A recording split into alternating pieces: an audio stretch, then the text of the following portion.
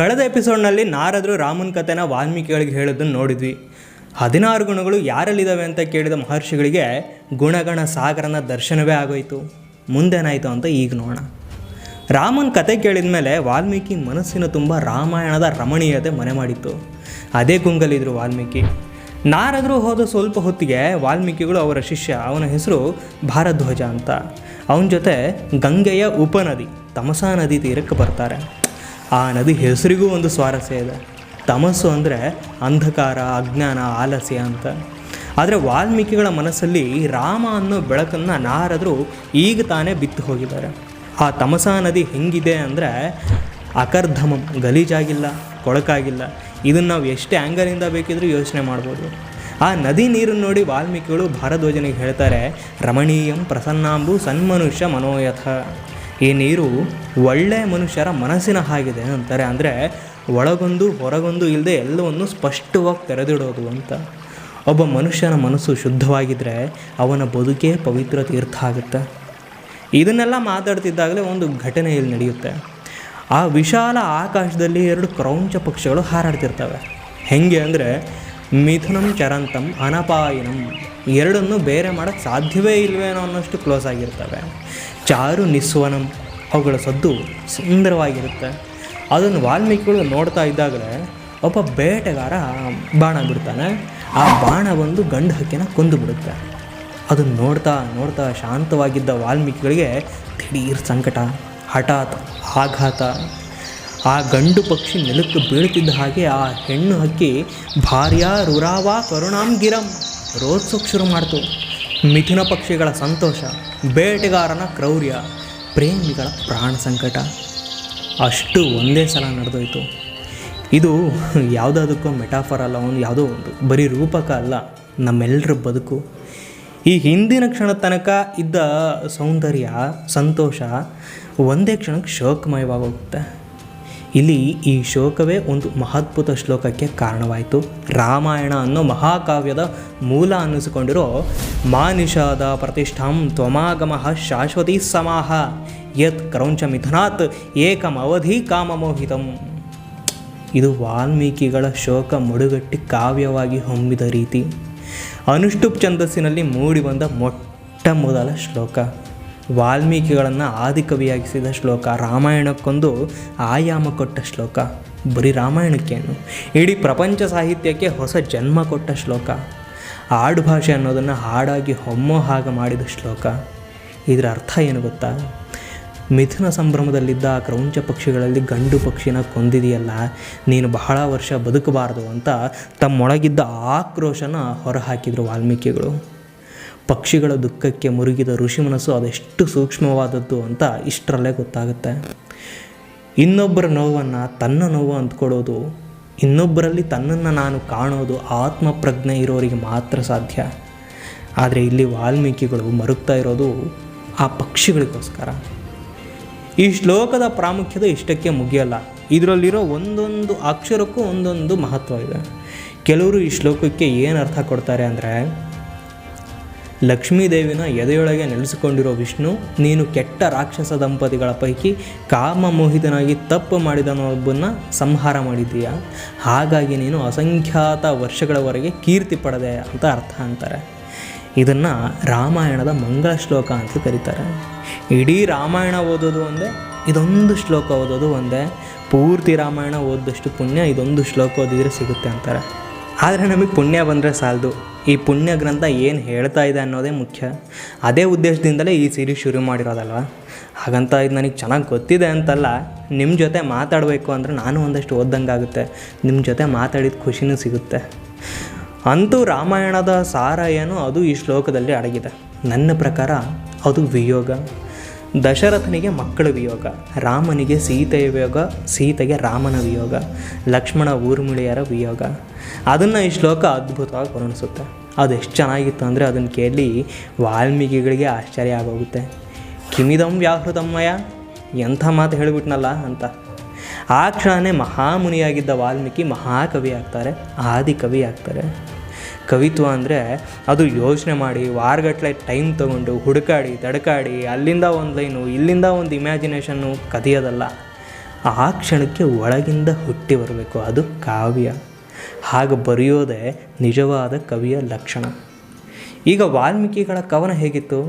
ಪಾದಬದ್ಧ, ಅಕ್ಷರ ಸಮಃ, ತಂತ್ರೀಲಯ ಸಮನ್ವಿತ. ಯಾವ್ಯಾವ ಅಕ್ಷರಗಳು ಹೇಗೆ ಎಲ್ಲಿರಬೇಕೋ ಅಲ್ಲಿದ್ದಾವೆ. ಯಾರಾದರೂ ಹಾಡಿದರೆ ಅದ್ಭುತವಾದ ಹಾಡಾಗುತ್ತೆ. ಅದ್ರ ಬಗ್ಗೆನೇ ಯೋಚನೆ ಮಾಡ್ತಾ ಮಾಡ್ತಾ ವಾಲ್ಮೀಕಿಗಳು ತಮ್ಮ ಆಶ್ರಮಕ್ಕೆ ವಾಪಸ್ ಬರ್ತಾರೆ. ಅವ್ರು ಬಂದಿದ್ದನ್ನು ಹೇಳೋ ಶ್ಲೋಕ, ಭರದ್ವಾಜಸ್ತತಃ ಶಿಷ್ಯೋ ವಿನೀತಃ ಶ್ರುತವಾನ್ ಗುರುಹು. ಭರದ್ವಾಜ ಅನ್ನೋ ಶಿಷ್ಯ ಹೆಂಗಿದ್ದ? ವಿನೀತನಾಗಿದ್ದ, ಒಬಿಡಿಯಂಟ್ ಆಗಿದ್ದ, ಗುರುವಿಗೆ ಹಂಬಲ್ ಆಗಿದ್ದ. ಹಂಗಂತ ಅವನೇನು ದಡ್ಡನ? ಇಲ್ಲ, ಶ್ರುತವಾನ್, ಚೆನ್ನಾಗಿ ಕಲ್ತಿದ್ದ. ಅವನ ಗುರುಗಳ ಹಿಂದೆ ಬರ್ತಿದ್ದ. ಅವನ ಕೈಯಲ್ಲಿ ಕಲಶಂ ಪೂರ್ಣಮಾದಾಯ, ನೀರು ತುಂಬಿದ ಕಲಶ ಇತ್ತು. ಅದು ಪೂರ್ಣತೆಯ ಪ್ರತೀಕ. ನೀರು ಅನ್ನೋದು ಪರಿಶುದ್ಧತೆಯೂ ಆಗುತ್ತೆ, ಫ್ಲೆಕ್ಸಿಬಿಲಿಟಿನೂ ಆಗುತ್ತೆ. ಪೃಷ್ಠತಃ ಅನುಜಗಾಮ, ಅವನು ಗುರುವಿನ ಹಿಂದೆ ಬರ್ತಿದ್ದ. ಬರುವಾಗ ಅವನ ತಲೆಯಲ್ಲಿ ಆ ಮಾನಿಷಾದ ಅನ್ನೋ ಶ್ಲೋಕ ಇತ್ತು, ಅದನ್ನು ಹೊತ್ತು ಬರ್ತಿದ್ದ. ಅದ್ರ ಜೊತೆಗೆ ಶಿಷ್ಯ ಆದವನು ಗುರುಗಳು ನಡೆದ ದಾರಿಯಲ್ಲಿ ನಡಿಬೇಕು, ಪರಂಪರೆ ಉಳಿಸ್ಬೇಕು ಅನ್ನೋ ಸೂಕ್ಷ್ಮಾರ್ಥ ಕೂಡ ಇಲ್ಲಿ ಕಾಣಿಸುತ್ತೆ. ಗುರು ಶಿಷ್ಯ ಸಂಬಂಧಕ್ಕೆ ಇದೊಂದು ಪುಟ್ಟ ಉದಾಹರಣೆ. ಅಂತೂ ವಾಲ್ಮೀಕಿಗಳು ಆಶ್ರಮಕ್ಕೆ ಬರ್ತಾರೆ, ಗ್ರಂಥ ಓದೋದು, ತಮ್ಮ ನಿತ್ಯ ಕೆಲಸ ಮಾಡೋಕ್ಕೆ ನೋಡ್ತಾರೆ. ಆದರೆ ಮನಸ್ಸಿನ ತುಂಬ ಶ್ಲೋಕ ಕಾಡ್ತಾ ಇರುತ್ತೆ. ಆಗ ವಾಲ್ಮೀಕಿಗಳ ಆಶ್ರಮಕ್ಕೆ ಲೋಕಕರ್ತ, ಸ್ವಯಂ ಪ್ರಭು, ಚತುರ್ಮುಖೋ ಮಹಾತೇಜ ಬ್ರಹ್ಮದೇವ ಬರ್ತಾನೆ. ಇದೆಂಥ ಚಮತ್ಕಾರ ನೋಡಿ. ಒಂದೊಳ್ಳೆ ಕೆಲಸ ಆಗಬೇಕು ಅಂದರೆ ಆ ದೈವ ಹೇಗೆ ಒದಗಿ ಬರುತ್ತೆ ಅನ್ನೋಕ್ಕೆ ಎಕ್ಸಾಂಪಲು. ನಾವೆಷ್ಟು ಕತೆ ಕೇಳಿದ್ದೀವಿ, ಅದರಲ್ಲೆಲ್ಲ ರಾಕ್ಷಸರು ಅಷ್ಟು ವರ್ಷ ತಪಸ್ಸು ಮಾಡಿದರು, ಇಷ್ಟು ವರ್ಷ ತಪಸ್ಸು ಮಾಡಿದರು, ಅಷ್ಟು ಮಾಡಿದಕ್ಕೆ ಬ್ರಹ್ಮ ಕಾಣಿಸ್ಕೊಂಡ ಅಂತ ಕೇಳಿದ್ದೀವಿ. ಮುಂದೆ ಇದೇ ಬ್ರಹ್ಮ ತನ್ನ ಮೊಮ್ಮಗನಿಗೆ ವರ ಕೊಡೋಕ್ಕೆ ಎಷ್ಟು ಸದಾಯಿಸ್ತಾನೆ ಅನ್ನೋದನ್ನು ನೋಡ್ತೀವಿ. ಅಂಥ ಬ್ರಹ್ಮ ವಾಲ್ಮೀಕಿಗಳನ್ನ ಹುಡುಕೊಂಡು ಬರ್ತಾನೆ. ಆತನನ್ನು ನೋಡಿದ ತಕ್ಷಣ ಕೂತಲಿಂದ ಎದ್ದು ಬಂದ ವಾಲ್ಮೀಕಿ ಕೂತ್ಕೊಳ್ಳೋಕೆ ಆಸನ ಕೊಟ್ಟು ಭಕ್ತಿಯಿಂದ ನಿಲ್ತಾರೆ. ಬ್ರಹ್ಮನೇ ಕೂತ್ಕೊಳ್ಳೋಕೆ ಹೇಳಿದ ಮೇಲೆ ವಾಲ್ಮೀಕಿಗಳು ಕೂತ್ಕೋತಾರೆ. ಅಲ್ಲ, ಬ್ರಹ್ಮದೇವನೇ ಬಂದು ಎದುರಿಗೆ ಕೂತ್ರೆ ವಾಲ್ಮೀಕಿಗಳು ಹೇಳೋದೇನಂತ ಗೊತ್ತಾ? ಪಾಪಾತ್ಮನ ಕೃತಂ ಕಷ್ಟಂ ವೈರಗ್ರಹಣ ಬುದ್ಧಿನ ಎಸ್ತದೃಶಾಂ ಚಾರುರವಂ ಕ್ರೌಂಚ ಹನ್ಯಾದ ಕಾರಣಾತ್. ಆ ಕ್ರೌಂಚ ಪಕ್ಷಿಗಳು ಎಷ್ಟು ಚೆನ್ನಾಗಿ ಹಾರಾಡ್ಕೊಂಡಿದ್ವು, ಆದರೆ ಆ ಬೇಟೆಗಾರ ಕೊಂದು ಬಿಟ್ಟ ಅಂತ ನೊಂದ್ಕೊಳ್ತಾರೆ. ಮತ್ತದೇ ಮಾನಿಷಾದ ಅನ್ನೋ ಶ್ಲೋಕನ ಮನಸ್ಸಲ್ಲೇ ಹೇಳ್ಕೊಳ್ತಿರ್ತಾರೆ. ಆಗ ಬ್ರಹ್ಮದೇವನತ್ತ ಹೇಳ್ತಾನೆ, ನೀನು ಹೇಳಿದ್ದು ಬರೀ ಮಾತಲ್ಲ, ಅದು ಛಂದೋಬದ್ಧವಾದ ಶ್ಲೋಕ. ಮಚ್ಛಂದ ದೇವತೆ ಬ್ರಹ್ಮನ್ ಪ್ರವೃತ್ತೇಯಂ ಸರಸ್ವತಿ. ನನ್ನ ಬಯಕೆ ಇದು, ಸರಸ್ವತಿಯ ಕೃಪೆ ಇದು. ರಾಮಸ್ಯ ಚರಿತಂ ಸರ್ವಂ ಕುರು. ರಾಮನ ಕತೆ ಬರೆಯೋಕ್ಕೆ ಶುರು ಮಾಡುವಂಥ ಆದೇಶ ಕೊಡ್ತಾರೆ. ವೃತ್ತಂ ಕಥೆಯ ಧೀರಸ್ಯ ಯಥಾತೆ ನಾರದಾಚ್ಯುತಂ. ನಾರದ ಹೇಳಿರೋ ರಾಮನ ವೃತ್ತಾಂತವನ್ನು ಬರೀ ಅಂತಾರೆ. ಹಂಗೆ ಹೇಳಬೇಕಾದ್ರೆ ಬಳಸೋ ಧರ್ಮಾತ್ಮ, ಗುಣವತೋ ಧೀಮತಃ, ಧೀರಸ್ಯ ಅನ್ನೋ ಒಂದೊಂದು ಪದ ಕೂಡ ರಾಮನ ಮಹಾತ್ಮೆ ಏನು ಅಂತ ಹೇಳ್ತವೆ. ಅದ್ರ ಜೊತೆಗೆ ಬ್ರಹ್ಮ ಒಂದು ವರ ಕೂಡ ಕೊಡ್ತಾನೆ. ರಹಸ್ಯಂಚ ಪ್ರಕಾಶಂಚ ಯದ್ವೃತ್ತಂ ತಸ್ಯ ಧೀಮತಃ. ಎಲ್ರಿಗೂ ಕಂಡಿದ್ದು ಕಾಣದ್ದು ರಾಮ ಲಕ್ಷ್ಮಣ ಸೀತೆಯವ್ರ ಮನಸ್ಸಲ್ಲಿ ಏನೇನು ಅಂದ್ಕೊಂಡ್ರೋ ಅದು ಕೂಡ ನಿನಗೆ ಗೊತ್ತಾಗುತ್ತೆ ಅಂತ ವರ ಕೊಡ್ತಾನೆ. ನ ತೇವಾಗನೃತ ಕಾವ್ಯ ಕಾಚಿದತ್ರ ಭವಿಷ್ಯತಿ. ನೀನು ಬರೆಯೋದ್ರಲ್ಲಿ ಒಂದೇ ಒಂದು ಕೂಡ ಸುಳ್ಳಿರೋದಿಲ್ಲ ಅಂತ ಆಶೀರ್ವಾದ ಮಾಡ್ತಾನೆ ಬ್ರಹ್ಮ. ಜೊತೆಗೆ ಯಾವ ಸ್ಥಾಸ್ಯಂತಿ ಗಿರಯ ಸರಿದಶ್ಚ ಮಹೀತಲೆ ತಾವತ್ ರಾಮಾಯಣ ಕಥಾ ಲೋಕೇಶು ಪ್ರಚರಿಷ್ಯತಿ. ಭೂಮಿ ಮೇಲೆ ಬೆಟ್ಟಗಳು ನದಿಗಳು ಇರೋ ತನಕ ರಾಮಾಯಣ ನೆಲೆಸಿರುತ್ತೆ. ಅಷ್ಟೇ ಅಲ್ಲ, ಎಲ್ಲಿ ತನಕ ರಾಮಾಯಣ ಇರುತ್ತೋ ಅಲ್ಲಿ ತನಕ ಅದರ ಕರ್ತೃ ವಾಲ್ಮೀಕಿ ಹೆಸರು ಕೂಡ ಲೋಕದಲ್ಲಿರುತ್ತೆ ಅಂತ ವರ ಕೊಡ್ತಾನೆ. ಕೊಟ್ಟು ಮಾಯವಾಗ್ತಾನೆ. ಬ್ರಹ್ಮದೇವನೇ ಹೇಳಿದ ಮೇಲೆ ರಾಮಾಯಣ ಗ್ರಂಥ ಬರೆಯೋದು ಕವಿಯ ಕೆಲಸವಾಗಷ್ಟೇ ಉಳಿಯಲ್ಲ, ಅದೊಂದು ಮಹಾಯಜ್ಞವೇ ಆಯಿತು, ಮಹಾ ಸಾಧನೆ ಆಯಿತು. ಬ್ರಹ್ಮ ಮರೆಯಾಗ್ತಿದ್ದ ಹಾಗೆ ಅಲ್ಲೊಂದು ದಿವ್ಯ ಮೌನ ಮನೆ ಮಾಡುತ್ತೆ. ಆ ಮೌನದ ನಂತರ ವಾಲ್ಮೀಕಿಗಳ ಶಿಷ್ಯಂದರು ಅದೇ ಮಾನಿಷಾದ ಶ್ಲೋಕ ಅದನ್ನು ಹಾಡ್ತಾ ಹಾಡ್ತಾ ಆನಂದ ಪಡ್ತಿರ್ತಾರೆ. ಹೇಳಿ ಕೇಳಿ ಅವರ ಜೀವನದಲ್ಲೇ ಕೇಳಿರೋ ಮೊದಲನೇ ಕಾವ್ಯ ಅದು. ಅದೆಂಥ ಆನಂದ ಅವರಲ್ಲಿತ್ತು ಅಂದರೆ ಜಗುಹು ಶ್ಲೋಕಮಿಮಂ ಪುನಃ. ಆ ಶ್ಲೋಕನ ಹಾಡ್ಕೊಳ್ತಿದ್ರು.